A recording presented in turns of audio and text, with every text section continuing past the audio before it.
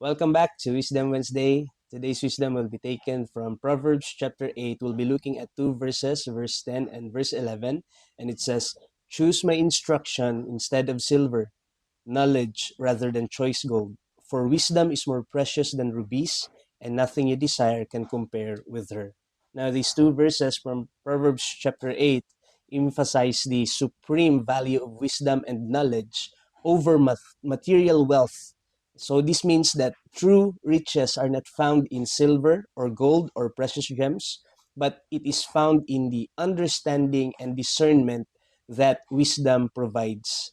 This comparison illustrates that while material possessions can offer temporary satisfaction, wisdom, on the other hand, offers enduring benefits that can guide one's life decision, relationships, and overall well-being.